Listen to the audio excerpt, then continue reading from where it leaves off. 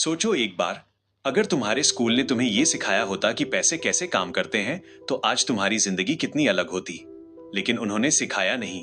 उन्होंने सिखाया सिर्फ ये पढ़ो, अच्छे मार्क्स लो, अच्छी नौकरी लो और जिंदगी भर किसी और के लिए काम करो। ये फॉर्मूला पुराना हो चुका है। और आज की इस वीडियो में हम एक ऐसी बुक की बात करेंगे जो इस फॉर्मूला को तोड़ देती है। एक ऐसी बुक जो दुनिया भर में 4 करोड़ से ज्यादा लोगों ने पढ़ी है। एक ऐसी बुक जो कहती है अमीर लोग पैसे के लिए काम नहीं करते, पैसे उनके लिए काम करते हैं। ये बुक है rich dad poor dad by Robert Kiyosaki.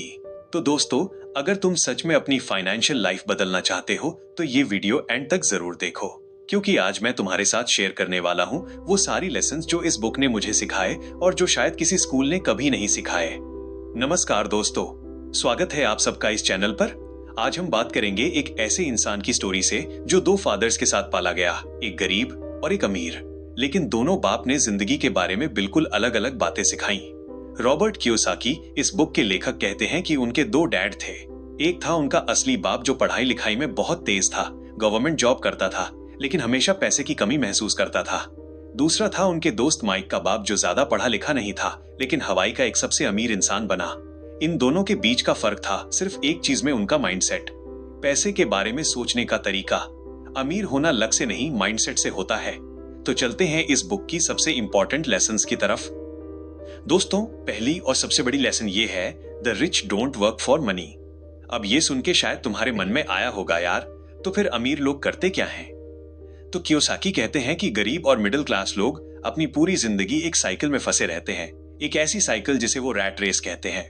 ये साइकिल कुछ ऐसे चलती है, पैसे की जरूरत होती है तो नौकरी ढूंढो, नौकरी मिलती है तो थोड़ा पैसा आता है, पैसा आता है तो खर्चा बढ़ता है, खर्चा बढ़ता है तो और नौकरी की जरूरत पड़ती है, और ये साइकिल कभी नहीं रुकती। ये है रैट रेस। इस रैट रेस से बाहर निकलने का सिर्फ एक रास्ता है, और वो है अपने लिए एसेट्स बनाना। लेकिन रुको, एसेट्स और लायबिलिटीज का फर्क समझना जरूरी है। कियोसाकी एक बहुत सिंपल डेफिनेशन देते हैं। एसेट वो है जो तुम्हारी जेब में पैसे डाले, लायबिलिटी वो है जो तुम्हारी जेब से पैसा निकाले। बहुत सारे लोग सोचते हैं कि उनका घर उनका एसेट है, लेकिन कियोसाकी कहते हैं कि अगर वो घर तुम्हें ईएमआई, मेंटेनेंस और टैक्स देता रहता है तो वो एसेट नहीं, लायबिलिटी है। अमीर लोग एसेट्स खरीदते हैं, रेंटल प्रॉपर्टी, स्टॉक्स, बिजनेस। बाकी लोग लायबिलिटीज खरीदते हैं और उन्हें एसेट समझते हैं। सोचो अपनी लाइफ में आज तुम्हारे पास कितने एसेट्स हैं जो तुम्हारे लिए पैसे कमा रहे हैं जब तुम सो रहे हो। यही फाइनेंशियल फ्रीडम का असली राज है। दोस्तों, स्कूल में हमने हिस्ट्री पढ़ी, साइंस पढ़ा, मैथ्स पढ़ा, लेकिन क्या किसी ने सिखाया कि टैक्स कैसे काम करता है? म्यूचुअल फंड्स क्या होते हैं? क्रेडिट कार्ड के इंटरेस्ट का चक्कर क्या है? नहीं ना? यही प्रॉब्लम है। कियोसाकी कहते हैं कि हमारे एजुकेशन सिस्टम का सबसे बड़ा फेल ये है कि वो स्टूडेंट्स को फाइनेंशियली एजुकेटेड नहीं करता। और जब कोई फाइनेंशियली लिटरेट नहीं होता तो वो पूरी जिंदगी दूसरों के लिए पैसे कमाता रहता है, अपने एम्प्लॉयर के लिए, गवर्नमेंट के लिए टैक्स में, और बैंक के लिए लोन इंटरेस्ट में। इस लेसन में कियोसाकी ने एक ऐसी चीज बताई जो मुझे पर्सनली बहुत ज्यादा इम्पैक्ट की। वो कहते हैं कि इंटेलिजेंस और अमीरी का सीधा रिश्ता नहीं होता।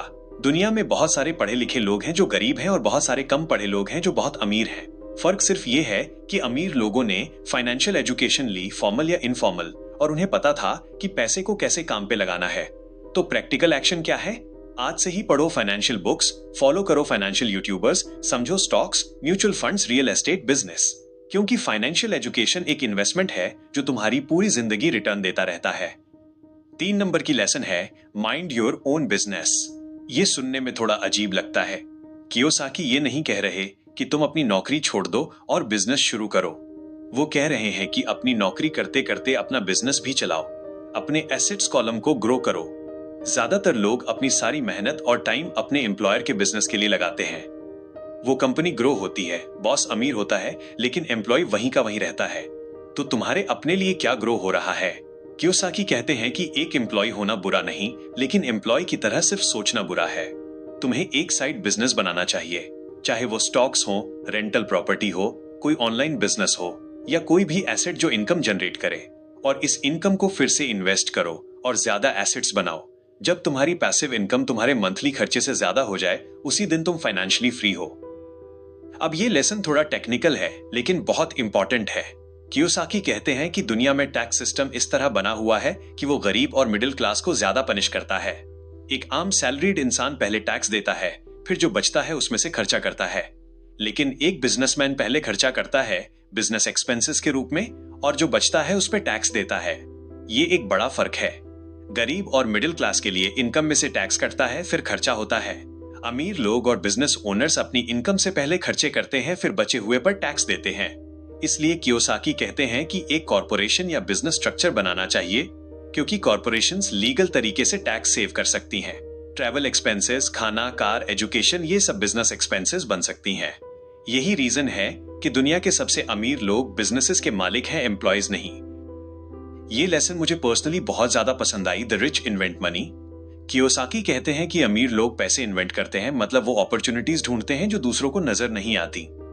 एक एग्जाम्पल देते हैं। वो एक घर था जो बहुत ही सस्ते में मिल रहा था, कोई खरीदना नहीं चाहता था क्योंकि वो ओल्ड और बेकार कंडीशन में था। गरीब इंसान का रिएक्शन था कि इसके पास पैसे नहीं है, वो खरीद नहीं सकता। मिडिल क्लास का रिएक्शन था कि रिस्क ज्यादा है, छोड़ दो। लेकिन अमीर आदमी का रिएक्शन था कि इसको खरीदता हूं, रेनोवेट करता हूं और डबल प्राइस पे बेचता हूं। यही डिफरेंस है। अमीर लोग प्रॉब्लम्स में अपॉर्चुनिटीज देखते हैं, गरीब लोग अपॉर्चुनिटीज में प्रॉब्लम्स देखते हैं। कियोसाकी कहते हैं कि इंटेलिजेंस और क्रिएटिविटी से पैसे बनाए जा सकते हैं अगर तुम फाइनेंशियली एजुकेटेड हो। तो अपना माइंडसेट शिफ्ट करो। हर प्रॉब्लम में एक अपॉर्चुनिटी है, बस देखने वाली आंख चाहिए। सिक्स्थ और एक बहुत powerful lesson, don't work for money, work to learn. मतलब ये कि कभी कभी ऐसे जॉब या अपॉर्चुनिटी लो जो तुम्हें ज्यादा कुछ सिखाए, चाहे सैलरी कम हो। स्किल्स हमेशा सैलरी से बड़ी होती हैं। एक ऐसा इंसान जो सेल्स जानता हो, कम्युनिकेशन जानता हो, इन्वेस्टिंग जानता हो और लीडरशिप जानता हो, वो कभी भी पैसे कमा सकता है। लेकिन एक ऐसा इंसान जो सिर्फ एक काम जानता हो, वो उसी फील्ड का गुलाम बन जाता है। कियोसाकी एक ट्रायंगल बताते हैं, management of cash flow, management of systems और मैनेजमेंट ऑफ पीपल। जो इंसान इन तीनों चीजें जानता हो, वो दुनिया का कोई भी बिजनेस चला सकता है। तो अपनी नौकरी या लाइफ के चैलेंजेस को सिर्फ पेचेक के लिए मत करो, उन्हें एक क्लासरूम की तरह यूज करो। हर काम से कुछ सीखो, हर इंसान से कुछ सीखो। तो दोस्तों, अब एक क्विक रिकैप करते हैं इस पूरी बुक की। पहली बात, अमीर लोग पैसे के लिए काम नहीं करते, पैसे उनके लिए काम करते हैं। एसेट्स बनाओ, लायबिलिटीज से दूर रहो। दूसरी बात, फाइनेंशियल एजुकेशन स्कूल नहीं देता, तुम खुद लो। पढ़ो, सीखो, समझो कि पैसे कैसे काम करते हैं। तीसरी बात, अपना बिजनेस खुद बनाओ, सिर्फ नौकरी पर डिपेंड मत रहो। चौथी बात, टैक्स सिस्टम को समझो, लीगल तरीके से स्मार्ट बनो। पांचवी बात, प्रॉब्लम्स में अपॉर्चुनिटीज ढूंढो।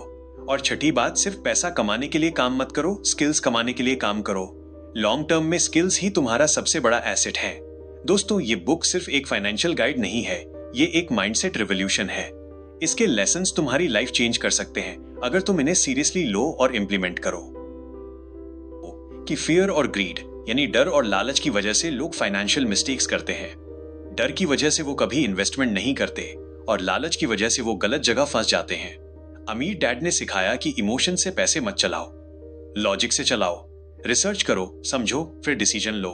रॉबर्ट कियोसाकी की ये बुक सिर्फ एक बार पढ़ो, नहीं बार बार पढ़ो। हर बार तुम इसके अंदर से कुछ नया निकालोगे। अगर ये वीडियो तुम्हें पसंद आई हो तो इसको लाइक जरूर करो। और अगर तुम चाहते हो कि ऐसी और बुक समरीज मिलती रहें तो इस चैनल माइंड यात्रा को सब्सक्राइब करो और बेल आइकन दबाओ ताकि कोई भी वीडियो मिस ना हो। कमेंट में बताओ इन लेसन्स में से कौन सा लेसन तुम्हारे लिए सबसे ज्यादा इंपैक्टफुल रहा। मैं सारे कमेंट्स पढ़ता हूं। दोस्तों, याद रखो, फाइनेंशियल फ्रीडम एक रात में नहीं मिलती, लेकिन सही सोच, सही एजुकेशन और सही एक्शन से जरूर मिलती है। तो शुरू करो आज से, सिर्फ एक कदम, एक बुक, एक लेसन, एक एक्शन। मिलते हैं अगली वीडियो में, तब तक अपना ख्याल रखना, खुश रहना और सीखते रहना। जय हिंद।